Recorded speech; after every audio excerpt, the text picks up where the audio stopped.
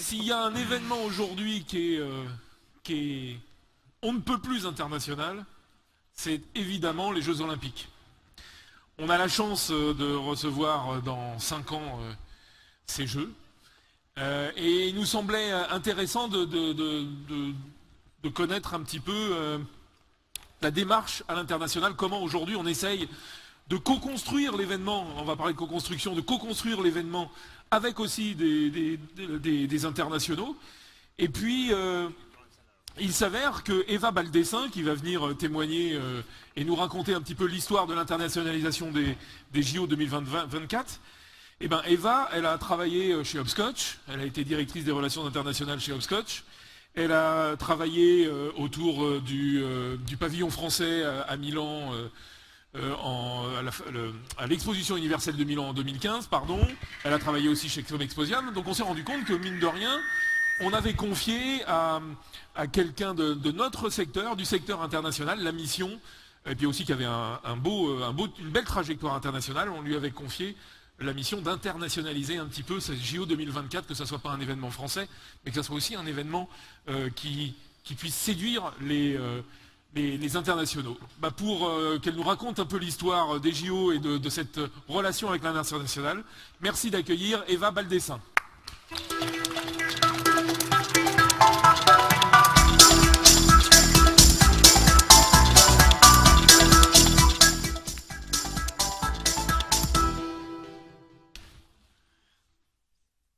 C'est l'exercice, tu tournes effectivement le dos à un petit peu de personnes. Mais tout à l'heure, eux, ils ont eu nos dos, et là, maintenant, ils ont nos jolis minois. Alors, Eva, merci beaucoup d'être là. Je sais que, paraît-il que les personnalités du COJO, du comité d'organisation, se font rares un petit peu en ce moment, parce qu'arrivent des Jeux à Tokyo qui doivent prendre toute leur place aussi. Et donc, merci beaucoup de venir témoigner de ce rapport des Jeux Olympiques de Paris 2024 avec l'international. Alors, est-ce que tu peux j'ai dit en 2 mots ton parcours. C'est vrai que ton parcours, il est très lié à l'international. Tout à fait. Merci déjà. Je suis ravie d'être là. Il y a plein de têtes connues et en fait, je me rends compte que le parcours, il est très international, mais dans plein de facettes de l'international. Et quand j'ai entendu Corinne, Marie-Laure et les interventions du secrétaire général G7, moi, j'ai commencé mon parcours en ambassade donc institutionnelle pendant la présidence française de l'Union européenne en 2008 au Nicaragua. Bon, très bien. Alors avec aucun code, puisque la première action que j'ai faite, c'est de faire la bise à l'ambassadeur et l'embrasser comme du bon pain. Je me suis dit que c'était pas forcément un bon début. Puis en fait, si, parce que j'ai beaucoup appris et je me suis rendu compte d'une première facette de l'international. Institutionnellement, la France, dans ses règles les plus, je dirais, protocolaires, comment elle se comporte, qu'est-ce qu'elle dit, comment elle internationalise, elle rayonne. Très bien. Ensuite, j'ai eu la grande chance de rejoindre une maison absolument fabuleuse qui est Comexposium. Et chez Comexposium, je me suis occupée des relations institutionnelles et du protocole, premier lien, sur les salons en France. On parle du CIAL, Intermat, Mélipol, et les grands majors, en tout cas les navires amiraux de Comexposium, mais aussi des relations institutionnelles et du protocole sur, par exemple, le CIAL en Chine. Et alors là, autre découverte, parce que le métier était double, c'était aller voir toutes les ambassades à Paris sur la partie commerciale en disant sur ce salon-là, vous avez un pavillon national, il faudrait qu'il soit encore un peu plus grand. Alors qu'est-ce qu'on trouve en armes, en argumentaire pour pouvoir aller convaincre ces pays qui sont culturellement à l'opposé de nous, et on parlera de la multiculturalité, mais d'accueillir aussi nos internationaux sur nos salons. Donc ça, en France et en Chine, extrêmement intéressant aussi, parce que là, on découvre le monde sur un média qui est extrêmement particulier, qui est le salon, mais finalement, Marie-Laure le disait, c'est une petite planète, un salon. Un CIAL est encore plus grand aujourd'hui. Nicolas est là, mais c'était déjà une petite planète. Top. Donc, haute facette de l'international. Et puis, belle étoile, je pense que j'en ai une. J'ai été approchée par le pavillon de la France, le commissaire général de la France à l'exposition universelle de Milan, qui s'est tenue en 2015, en disant, on démarre d'une page blanche. L'État nous donne un petit budget, mais on ne sait pas trop comment ça va être organisé.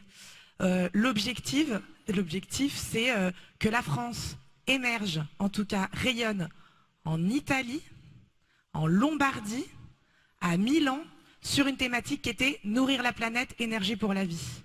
Vous voyez déjà la difficulté sur le marché italien, sur cette thématique-là, dans un pays qui était extrêmement proche, même culturellement, où il y a une petite guerre sympathique sur la thématique, en Lombardie, qui est une région limitrophe à la région Rhône-Alpes, etc. Et surtout partant d'une feuille blanche, en se disant, on a 2-3 informations qui sont, on a un petit budget, et là, moi, j'en parlerai beaucoup, on a 7 ministères français impliqués, et là, on s'est dit, oui.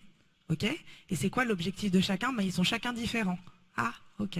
Mais bon, il va falloir émerger là-dedans. Et donc là, encore une nouvelle expérience internationale qui amènera finalement au JO, on va y arriver.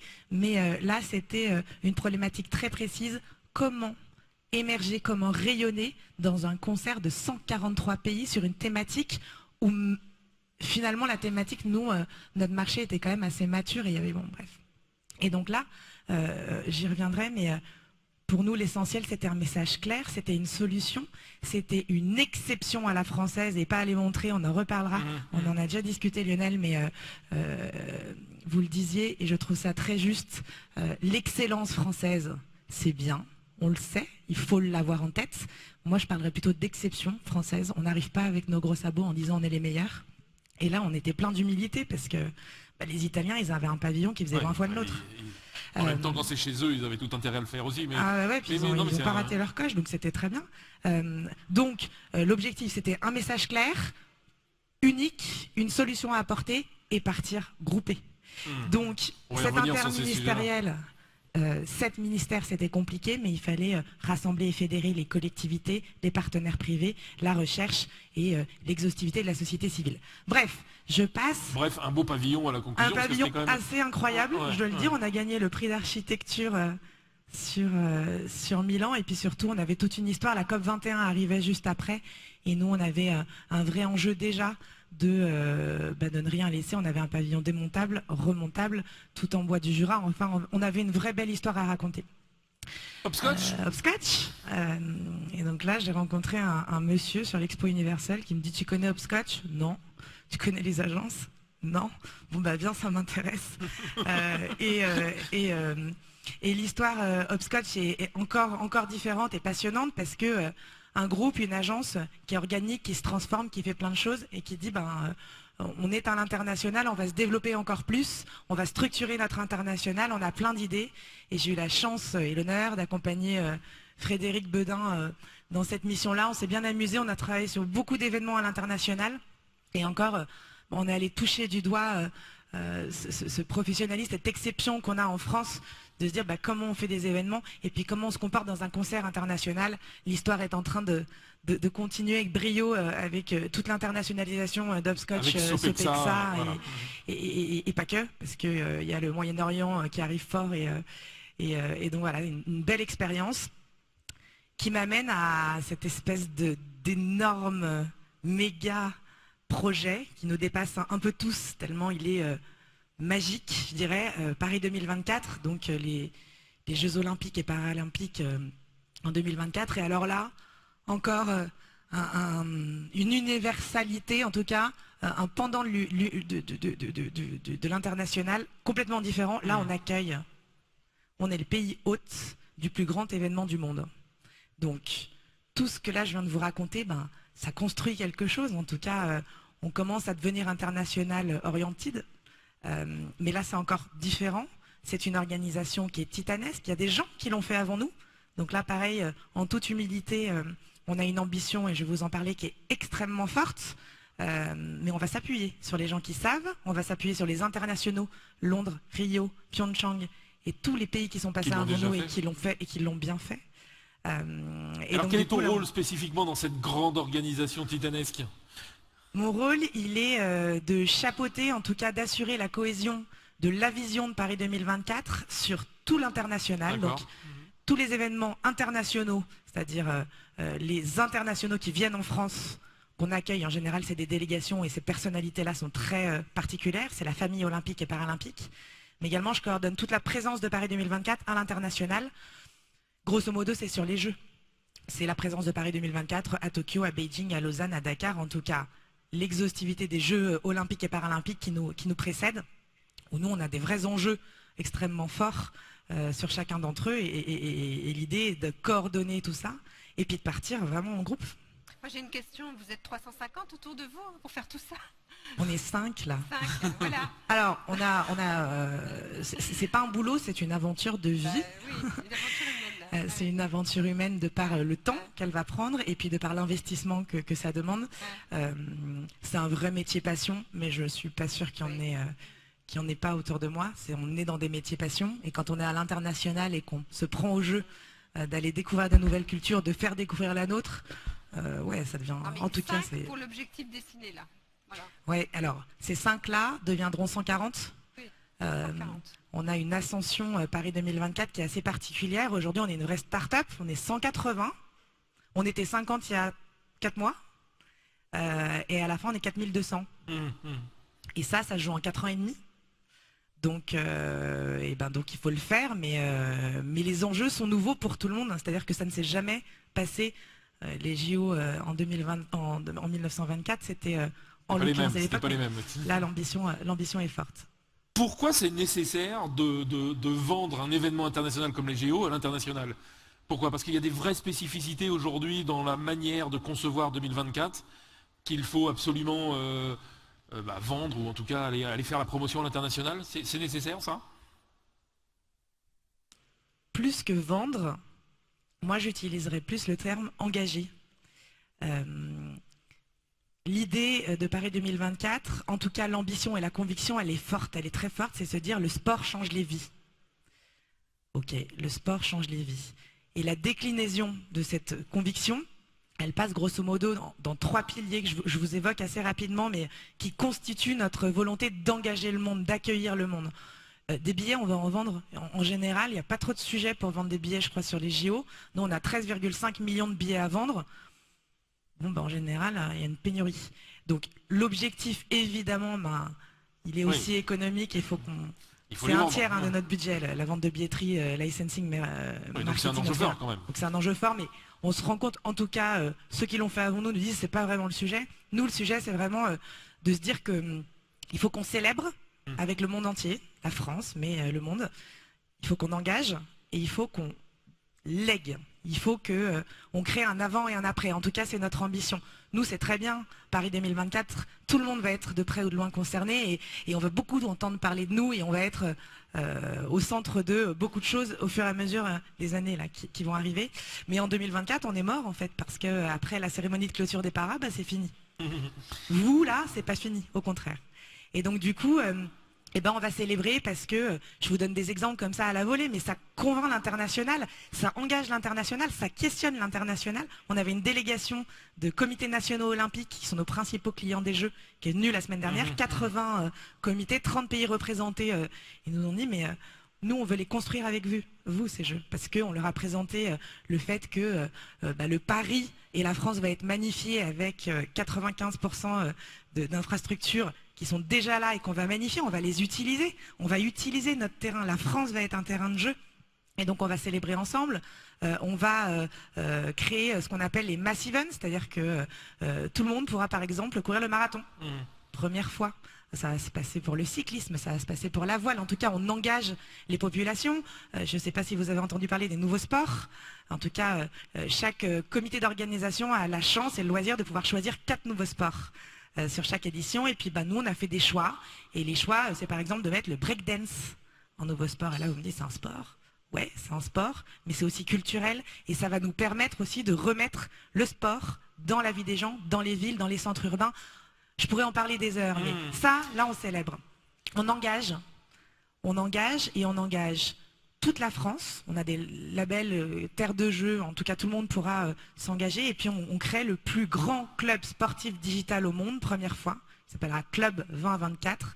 Et tout le monde pourra faire les jeux. Toi aussi, fais les jeux. Toi aussi, sois acteur et non plus fan ou supporter. Ouvert à l'international? Évidemment, ouvert à l'international. Et on va faire le lancement de ce club à Tokyo avant la fin de l'année.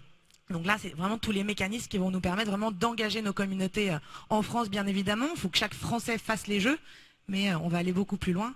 Et puis, la dimension d'héritage, elle est fondamentale et elle touche aussi l'international parce que le sport change les vies.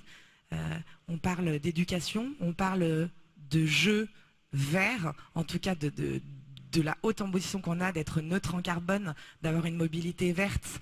Les Avec ambitions Total sont... ou sans Total? Non, non, On verra. Je ne sais pas si l'histoire est terminée, mais bon. Non, non, Voilà. je comprends. Des jeux très responsables. Extrêmement responsable, inclusif, où on inclut toutes les entreprises d'économie sociale et solidaire On a dans le parlé de projet. citoyenneté ce matin, très fort. Et c'était, moi ce que j'ai adoré ce matin, c'est qu'en fait on est dans la même mouvance. Tout ce qui se dit là, j'espère qu'on est dans la bonne trajectoire parce que c'est un peu tout ce qui se dit là, sauf qu'en 2024, moi je sais pas ce qui sera disponible, je sais pas où on en sera sur le développement durable, je sais pas géopolitiquement comment sera le monde. Et la grande difficulté, c'est de l'anticiper aujourd'hui. C'est un peu comme un grand sportif qui va faire les JO finalement et qui se prépare. Et ben là, on est à 5 ans et on essaye de tester, de co-construire tout ça. Je suis un petit Chinois, un jeune Chinois à Shanghai. Comment je sais que la France veut replacer dans le thème français des Jeux 2024, c'est replacer effectivement le sport au centre de la vie. Comment je le sais? Qu'est-ce que vous allez utiliser comme réseau, comme ressources, comme moyen pour faire comprendre que cet événement et sa spécificité française, en tout cas les spécificités que la France veut lui donner, on va pouvoir le savoir à Shanghai, à Rio, à Kuala Lumpur et j'en passe. Comment vous faites ça? Alors, ils vont pas le savoir tout de suite. Là, on construit la France, on construit la stratégie. Juste une petite explication par rapport au pourquoi pas tout de suite. Quand une ville gagne l'organisation des Jeux, il se passe 7 ans avant la cérémonie d'ouverture des Olympiques. 7 ans, c'est long. Et ces 7 ans, ils sont partagés en 3 plus 4. 3, c'est je pense ma stratégie, je benchmark l'exhaustivité des besoins, quelles sont les attentes, quelles sont les craintes, qu'est-ce que disent les gens qui ne veulent pas les Jeux, pourquoi ils disent ça, etc. Ça, c'est 3 ans. Et puis, quand vous passez les Olympiades avant vous, les Olympiades d'été Tokyo, vous passez en 4. Et là, on va commencer à délivrer. La personne à Shanghai, elle va commencer à en entendre parler en 4, justement par ce club 2024 où la personne qui fait du volley dans son club à Shanghai, mais il faut absolument qu'elle s'inscrive au club 2024 qui va lui pousser des actions, qui va lui demander d'être acteur des Jeux, qu'elles soient en présentiel ou pas présentiel. J'ai en 2024, en termes de technologie d'innovation, je suis incapable de vous dire ce qu'il y aura. On commence à voir, mais j'en sais rien. L'objectif, c'est toi aussi fais les Jeux, où que tu sois. On est en train d'imaginer potentiellement le fait que le grand public puisse participer aux épreuves. Je parlais du marathon, de la voile, etc., à distance. Donc il y aura 1001 manières de pouvoir s'engager, outre le fait de faire partie des 4 milliards de téléspectateurs qui seront devant leur télé. Ça c'est bien, hein, c'est super, et c'est comme ça que moi j'ai toujours vécu les Jeux. Bon, on veut aller beaucoup plus loin. Une question quand même sur l'agenda. Vous expliquez cette annonce qui va arriver très vite sur le prochain épisode des Olympiades, mais au niveau français, à quel moment, quand on engage soi auprès des Jeux, les Français auront une lecture, Français, et puis des organisations telles que nous représentons les institutions dans le monde événementiel, on aura une lecture des champs des possibles, ou à quel moment on pourra se déclarer? Parce qu'en fin de compte, ce mouvement, autour de vous et puis des grandes instances, ça s'organise. Là, il y a cet épisode qui arrive, et à quel moment on pourra, parce qu'on en parle beaucoup des Jeux à venir, il faudra s'engager. Il y a très peu d'effets, c'est ça que tu veux dire voilà, aujourd'hui sur le terrain. Donc, alors sans donner d'agenda, c'est peut-être prématuré, c'est peut-être en cours d'instruction. Mais je crois qu'il y a Tokyo qui nécessite. D'accord. Mais après Tokyo, on sera dans quel calendrier? Puisqu'à un moment donné, on va vouloir tous s'engager. Alors, il y a plusieurs questions dans votre question. Comment on s'engage? Je suis collectivité, je suis club de sport, je m'engage sur Terre de Jeux. Terre de Jeux a été lancée la semaine dernière, et je vous invite à aller voir toutes ces plateformes-là. Sur Terre de Jeux, c'est moi ville, moi région, moi collectivité, moi club, en fond de la France ou dans des grandes villes. Je veux m'engager, je veux faire les Jeux. Et donc là, il y a pléthore d'actions possibles. Ça, c'est déjà lancé en termes de calendrier. Le Club 2024 qui s'adresse au grand public, ça peut être le photographe amateur qui veut être photographe des Jeux. Ça peut être, on parle de l'exhaustivité, et tout ça continue à être travaillé. C'est à l'automne. D'accord. Ça va venir assez vite là. Dernière question dans votre question. tout le monde là? Comment on est sûr oui. qu'on peut participer au jeu? Oui. Et contribuer. Et contribuer.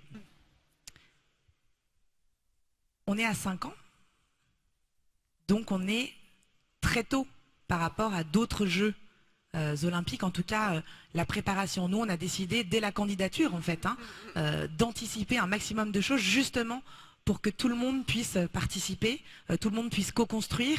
Et en fait, même au-delà de ça, on va avoir besoin de tout le monde, parce que c'est titanesque, ce projet. Et il va engager l'exhaustivité de l'écosystème. On s'est engagé à traiter de manière égale, en tout cas à offrir la possibilité à toutes les entreprises, quelles qu'elles soient, on parle des TPE, des PME, évidemment des grands groupes, mais je m'y adresse moins parce qu'ils ont peut-être plus la possibilité d'accéder au marché, mais aussi aux entreprises issues de l'économie sociale et solidaire, de pouvoir accéder à nos marchés. Et donc pour ça, on a créé 2 plateformes, une qui s'appelle Entreprise 2024 avec le MEDEF et une autre qui s'appelle ESS 2024. Ces plateformes, elles servent à quoi? Elles servent à visualiser les milliers de marchés qui vont être passés dans construction, tourisme, organisation, avec un échelonnage qui est plutôt à partir de 2021 jusqu'à 2024, naturellement, organisation d'événements, mais aussi de se dire, il y a quand même 10% de l'emploi en France qui est tenu par les entreprises d'économie sociale et solidaire, et dans nos jeux inclusifs, elles font partie complètement de l'organisation, et elles sont traitées à part. Alors on va revenir sur la thématique internationale. Alors moi je voulais juste vous passer un petit film. Ah oui, il y avait un petit film. Parce que du coup je vous parle de la vision, c'est des mots. Il y a un petit film de la vision qui éclaire bien ce qu'on est à date, ce qu'on a envie de... C'est un début, mais je voulais vous le montrer si on peut y aller. Il faut un gros son, monsieur le technicien. Ouais, un gros son. I wasn't born TP9.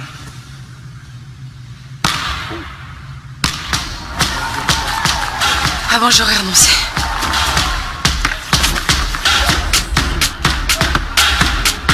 Avant, on n'avait pas 2 étoiles. Avant, on parlait que de mon père. Avant, je prenais l'ascenseur. Avant, j'étais fragile. Avant, il était intenable.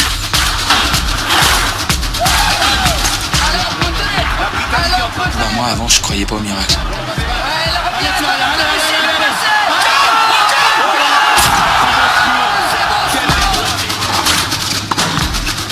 Avant, on ne voyait que mon handicap. Avant tu avais pas autant de followers. Avant, il n'y avait qu'une Manodou. Avant, je m'entraînais pas au Brésil. Avant, je collectionnais plutôt les timbres. Avant, j'étais un Kevin parmi tous les Kevin. Plus maintenant. Avant, j'étais pas pote avec Eric Judor. Et maintenant, comme des frères. Avant ici, c'était une impasse.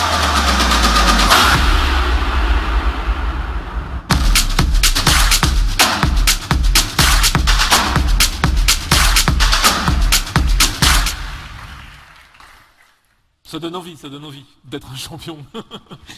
Il va être le temps de conclure, mais ce qui m'intéresse, c'est tu as une expérience donc événementielle et internationale très forte aujourd'hui, que tu mets que tu contribues en plus, tu vas contribuer au succès des JO à l'international. Qu'est-ce que de toute cette expérience-là et de ce que tu es en train de vivre aujourd'hui au JO, quels sont d'après toi les grands critères de succès qui permettent d'être fort à l'international? Comment prendre les bonnes décisions pour être audacieux et aller à l'international? Qu'est-ce que tu dirais, toi? Moi, je dirais que chronologiquement, le message est important. Alors, je ne parle pas forcément d'export, je ne vends pas un produit. En général, j'ai toujours travaillé sur le rayonnement de la France, mais moins sur le message doit être clair.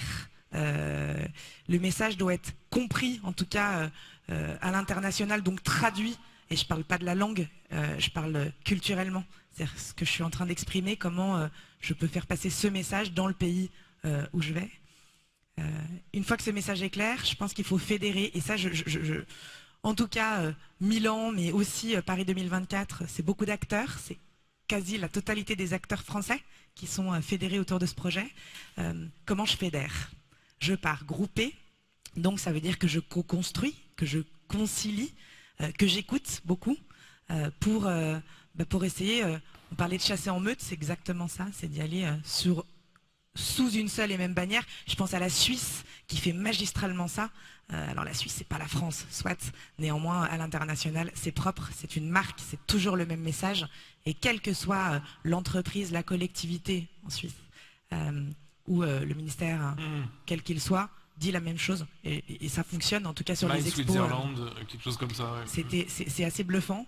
On parlait d'humilité, j'y reviens, mais l'exception française existe, l'excellence française existe au même titre que l'excellence de chacun des pays qui nous entourent, et ça, c'est assez fondamental.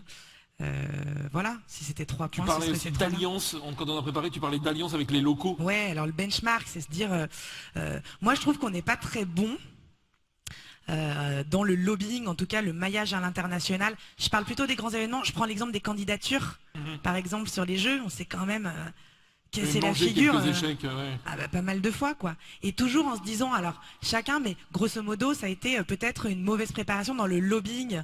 Le mode d'élection d'une ville haute pour les Jeux, il est assez spécifique, des membres du comité international olympique votent, bon bref. Néanmoins, c'est de la stratégie politique, c'est du lobbying à l'international, et nous on arrive quand même, grosso modo, c'est très français, mais on est comme ça et on nous aime peut-être aussi pour ça. Avec nos gros sabots, et on y va. Là, ça a été un petit peu différent parce qu'on a appris de nos erreurs, mais je pense que le lobbying, le maillage et connaître notre interlocuteur avant d'arriver sur place est fondamental. Comment on lève les freins? En faisant tout ça. Non mais il faut audacieux, il faut un peu d'audace. Oui, tout l'audace, ça, mais on l'a déjà dit, l'audace, l'humilité, et puis les budgets, bien évidemment, mais on peut faire beaucoup de choses différemment. Et osons. Osons. Merci beaucoup Eva de ce témoignage, à la fois sur les JO, à la fois sur l'internationalisation. Je retiens cohérence stratégique, je retiens humilité, je retiens différenciation avec l'exception française et je retiens alliance avec les locaux. Merci beaucoup de ce témoignage très fort.